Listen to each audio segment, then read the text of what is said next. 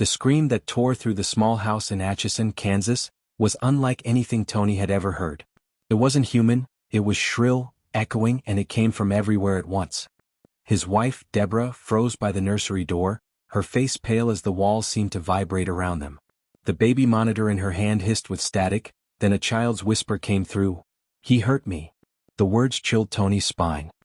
He dropped the flashlight, its beam dancing across the peeling wallpaper that still carried faint drawings of flowers. A room meant for warmth and love, now filled with fear. Suddenly, deep scratches appeared on Tony's arm, long red welts forming right before their eyes. Deborah gasped, clutching his hand. "She's here again," Tony said in a trembling voice. "Sallie." The lights flickered violently, and every photo frame on the wall crashed to the floor at once. The air turned icy. A small giggle echoed down the hallway, a child's laugh, innocent but wrong, stretching into something darker. Tony shouted for it to stop, but the laughter only grew louder until it became a scream that made the walls groan. The front door slammed itself shut, locking them inside. Deborah whispered through tears, "What does she want from us?" But before Tony could answer, the nursery door creaked open by itself. Inside, a toy bear rolled slowly across the floor and stopped at his feet. Then came the sound of small footsteps running toward them, yet no one was there. That night was the breaking point, the moment they realized the house wasn't haunted by memories, it was alive. And whatever lived inside didn't just want attention, it wanted control. The scratches burned deeper into Tony's skin, forming a pattern like tiny fingers dragging through flesh. He could almost feel a presence standing behind him, breathing down his neck. The lights dimmed until the only glow came from the street outside, casting long shadows on the walls. Then in the faint light, the shadow of a small girl appeared, her hair in curls, her dress torn and stained, her head tilted as if studying them. She lifted one hand, and waved. The moment froze in time. Deborah's knees buckled as she whispered, "She's real." The temperature dropped so suddenly that her breath turned white. The shadow moved closer, stretching across the wall until it reached them. Tony raised his hand instinctively, but the air around his fingers felt thick, electric. Then everything went still. The laughter, the creaks, even the sound of their own breathing, gone. They stood motionless in the silence of a house that seemed to be holding its breath. And then, with one deafening crash, the nursery door slammed shut again. On the other side, a child's voice screamed in pain, so loud, so full of terror, that Deborah fell to her knees, covering her ears. "Please stop," she cried. Tony rushed to the door, pulling the handle, but it wouldn't budge. Something was holding it shut from the inside. "Sallie," he shouted, his voice cracking. The house answered with a single whisper from behind the door, soft, trembling, and filled with anger. "You can't leave me." Tony stumbled back, his heart pounding so hard it hurt. He looked at Deborah, who stared at him with tears streaming down her face. "What does she mean?" she whispered. But Tony didn't know. All he could feel was the same burning in his arm, spreading up toward his chest like fire. The shadow of the little girl moved again, this time passing from the wall to the floor, almost as if she were walking right toward them. And then, the crying began. It wasn't coming from the nursery anymore.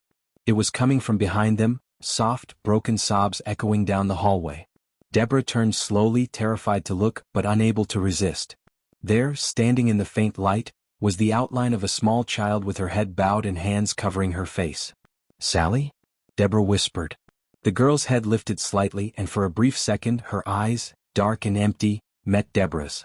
The sound of wind rushed through the hallway, though no windows were open. Then, as fast as it appeared, the figure vanished into the dark.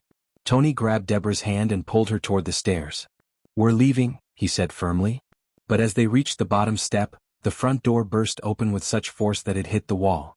Outside, the wind howled violently, shaking the trees. And the next morning, sunlight spilled through the broken blinds, but the warmth did nothing to ease the chill in the house. Tony sat at the kitchen table, staring at his bandaged arm. The scratches from the night before had deepened overnight, almost as if something had carved them further while he slept. Across from him, Deborah held her coffee cup with trembling hands, her eyes puffy from crying. The baby monitor still sat on the counter, quiet now, but they couldn't bring themselves to turn it off. Every few minutes, Tony's gaze drifted toward the hallway that led to the nursery, half expecting to hear that giggle again. "I called the landlord," Deborah said softly. "He said the last people who lived here left without notice." Tony looked up. "Did he say why?" She shook her head. "Just that they moved out one night and never came back for their things." Tony rubbed his temples. This house has something wrong with it, Deb. It's not normal. I saw that shadow. I felt it. Deborah nodded, her voice trembling. It felt angry. Later that afternoon, determined to get answers, Tony drove into town. He stopped at a small diner and asked around. When he mentioned the address, the waitress froze. Her cheerful smile faded. You mean the old Finney house? She asked.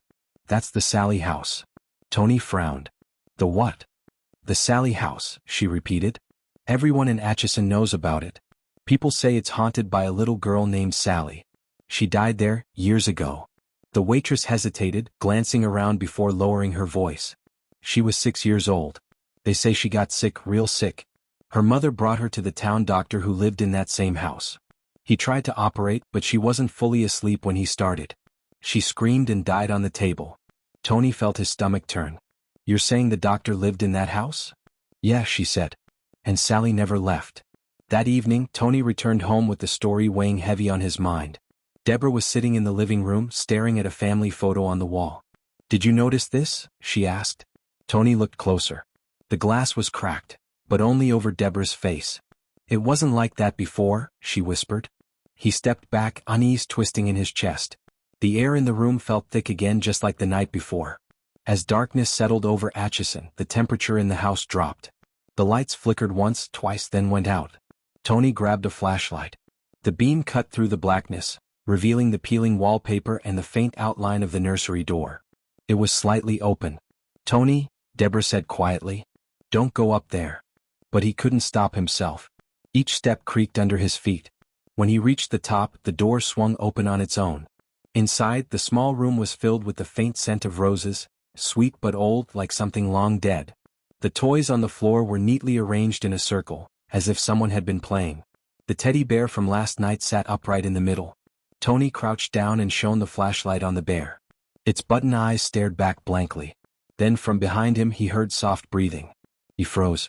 Slowly he turned the light toward the corner, and nearly dropped it. There stood the same little girl, Sallie. Her dress was the color of faded pink, torn at the edges.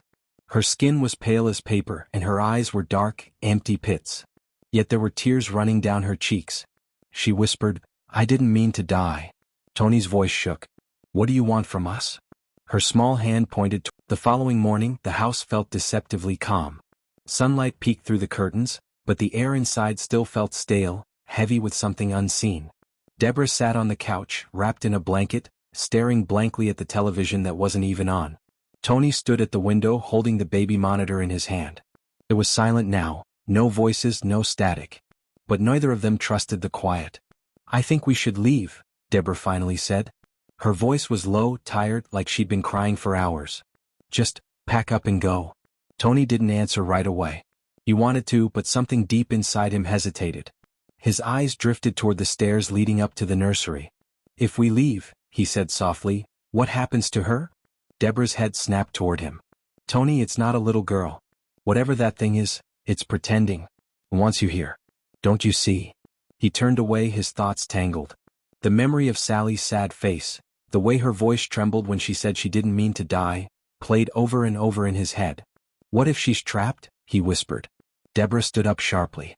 Trapped or not, she's hurting us. We need help. Later that day they invited a local priest, Father Jenkins, to bless the house. He was an older man, calm but cautious. When he stepped through the front door, he paused, glancing around as if he could feel the heaviness in the air too. How long have you been experiencing disturbances? He asked. Since we moved in, Deborah replied. But it's getting worse. Father Jenkins nodded. I've heard stories about this place. People say it's cursed, that it holds pain that never left. He set down his small leather bag and began sprinkling holy water while whispering prayers. For a moment it seemed to work. The air felt lighter. Deborah exhaled in relief. But then, as he approached the stairs, every light in the house went out at once. Father? Tony called out. The priest froze midway up the steps. The air turned cold enough for his breath to show. Something's here, he said. Then a loud bang echoed from upstairs. It sounded like furniture being thrown across the nursery. Tony's heart pounded. The priest continued upward, clutching his cross. When he reached the top, the nursery door opened slowly on its own. Deborah grabbed Tony's hand. Don't go up there, she whispered. But he pulled free. He couldn't stop himself. The pull of that room was too strong. When he stepped inside, the temperature dropped instantly. The toys on the floor were scattered, and the teddy bear was hanging by a thread from the ceiling light fixture, spinning slowly as if caught by a breeze. Father Jenkins raised his hand and began to pray louder. The air vibrated. Then a deafening screech filled the room, like metal scraping against glass. The walls began to shake. The priest dropped to his knees, gripping his cross tighter. "Leave this place," he shouted. "You are not welcome here." For a split second everything stopped. Then Tony saw her, Sallie, standing behind the priest, her small face twisted in pain. But her eyes, they weren't hers anymore. They were black, empty voids. "You can't take him," she said in a distorted voice. Before Tony could move, Father Jenkins was thrown backward, hitting the wall hard. The cross in his hand bent, the metal warping as if crushed by invisible hands. Deborah screamed from the hallway. Tony rushed to the priest's side, but the man's eyes were wide with terror. "It's not just the child," he whispered. "There's something darker here, something using her pain." Then the nursery lights exploded, showering glass across the floor. The sound of laughter echoed again, this time overlapping, a child's giggle tangled with a deep, male voice. The priest staggered to his feet. "We must leave this room now." They rushed downstairs, slamming the nursery door behind them. The priest stumbled toward the exit, clutching his chest. "You must leave this house," he warned, his voice shaking. "This is no ordinary haunting. This is a possession of place. The evil here doesn't want cleansing, it wants company." Tony stared at him, his voice breaking. "But why us?" The priest's eyes darkened. "Because you listened. You answered when it called." That night, Deborah packed a bag and begged Tony to go. "Please," she said through tears. "We'll stay at a hotel. Just for one night." But Tony didn't move.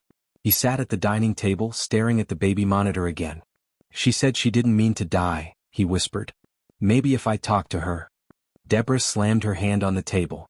"You're not talking to her. That's what it wants." The house creaked as if reacting to her voice.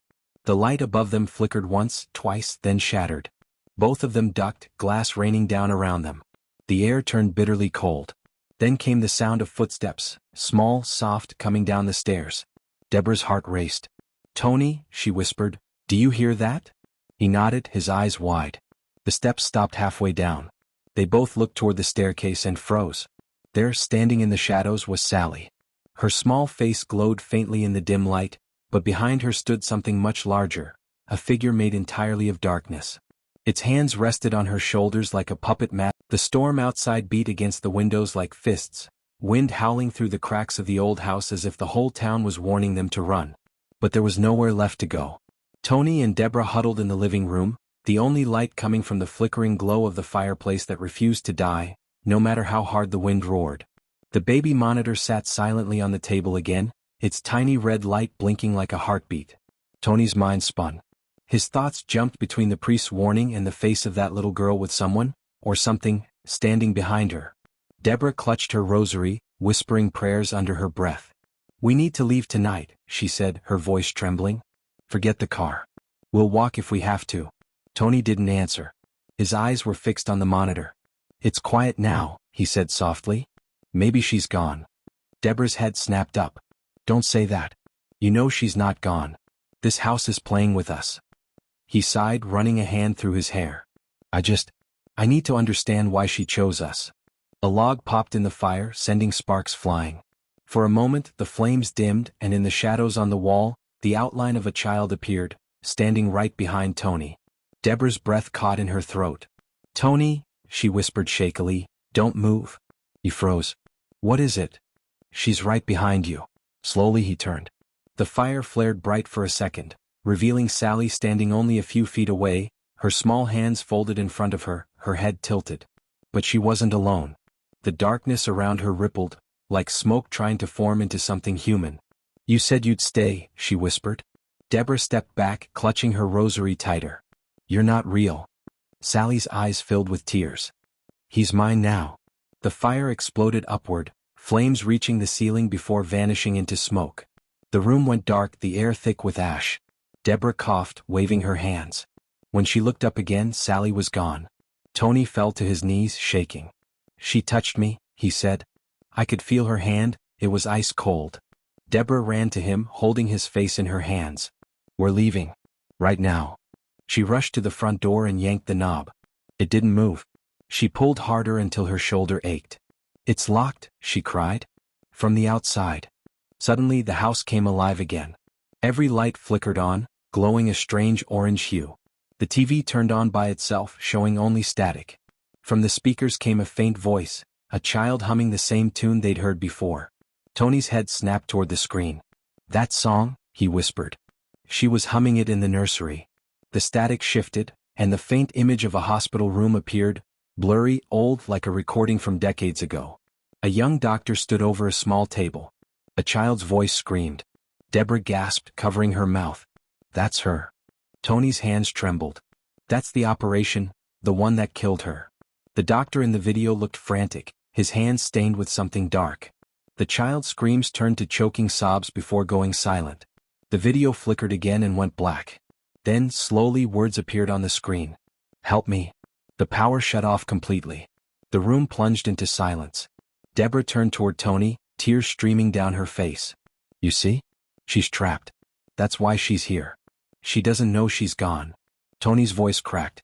Then why is she hurting us? Because she's not alone, Deborah whispered. A loud bang echoed from upstairs, so powerful it rattled the entire house. The sound came again, followed by heavy footsteps. Not small like Sallie's, but large, deliberate, angry. Tony grabbed a flashlight and pointed it toward the stairs. Stay here, he said. Deborah clung to his arm. No. Please don't go up there again. He shook his head. If we run, she'll just follow us. We have to end this. Each step he climbed creaked under his weight. The air grew colder with every breath. When he reached the nursery door, he hesitated. It was open just a crack, the faint smell of roses drifting through. He pushed it open. Inside, the furniture was overturned, the wallpaper shredded as if by claws. The teddy bear lay in pieces on the floor. In the far corner stood Sallie, her head bowed. I didn't mean to hurt anyone, she whispered. Tony's voice softened. Then let us go, Sallie. You can rest now. She lifted her face slowly, and what he saw made him stumble backward. Half her face had changed. One side looked like a normal child, but the other was blackened, burned, twisted. The heartbeat from the baby monitor grew louder, steady as a drum.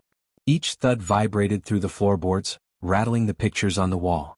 Deborah held onto Tony's arms so tightly her nails dug into his skin. It's never going to let us go, she whispered. Tony stared at the monitor. Something had changed. The red blinking light had stopped. Now it glowed a solid white, casting an eerie glow across the room. We end it now, Tony said. His voice was low but firm.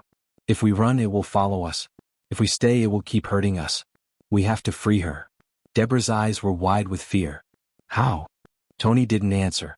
He was thinking of Sallie's eyes, of how she whispered that she didn't mean to die. She's just a child, he muttered. It's the doctor. He's the one holding her here. They moved to the center of the living room, the fireplace now cold and gray. Tony grabbed the priest's bent cross from the table where it had been left and held it tightly. Deborah clutched the rosary still wrapped around her hand. If you're really here, Tony said loudly, show yourself. The house responded instantly. Every door slammed at once, the walls groaning like they were alive. Cold wind whipped through the room though every window was closed. The baby monitor crackled and hissed. And then, in a flash of flickering light, Sallie appeared at the base of the stairs. Her dress fluttered as if caught in an unseen breeze, her eyes filled with tears. Help me, she whispered. Tony stepped forward. We're here. But you have to fight him. The child's face twisted, her small hands clutching at her head. He won't let me. The air darkened behind her as the shadow began to form again, tall, skeletal, its hollow eyes burning like coals. It placed its hands on Sallie's shoulders. You don't belong here, it hissed. She's mine. No. Tony shouted, holding up the